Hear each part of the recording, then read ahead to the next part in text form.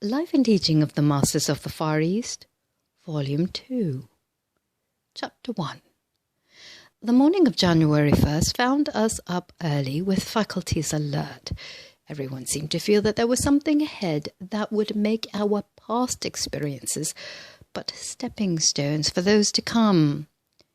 As we gathered around the breakfast table, the friend joined us whom we had met on the roof of Emil's home in the little village where we had stopped while on our way there. You will recall him as the one who interpreted my dream. After exchanging greetings, he said, "You have been with us for more than a year. You have travelled with us and lived among us and shared our lives, and you no doubt have confidence in us.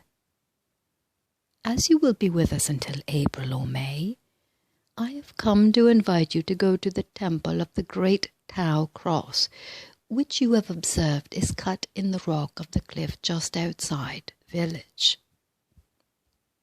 We found afterwards that the rooms of this temple were cut from the rock that formed a perpendicular cliff over 600 feet high.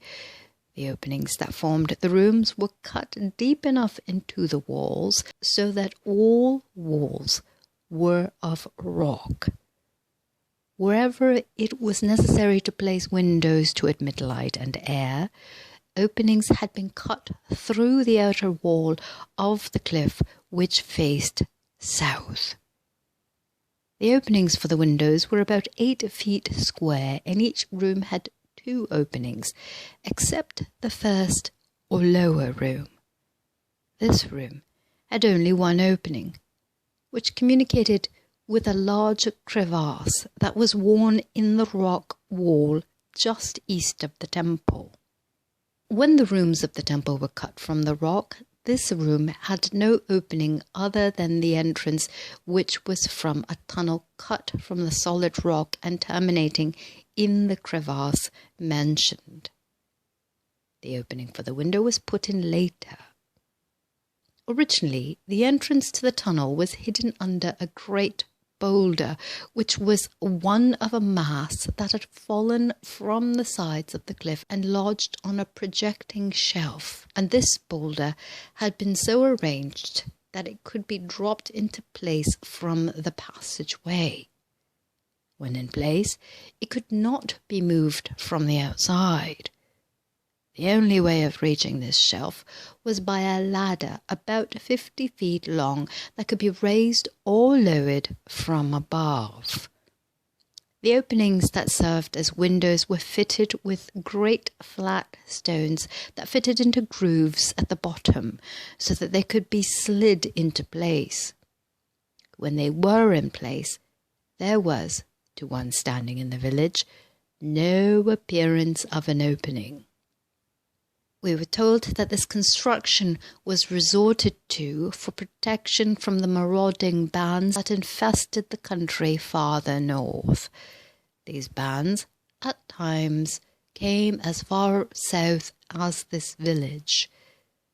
The village had been destroyed a number of times, but the people had not been harmed, as they could take refuge in the temple. This temple had not been built by our friends, but had been acquired by them from the villagers to be used as a place to keep numerous records, which they prized very highly. After their acquisition of the temple, the raids ceased. The village had not been molested, and they all lived in peace.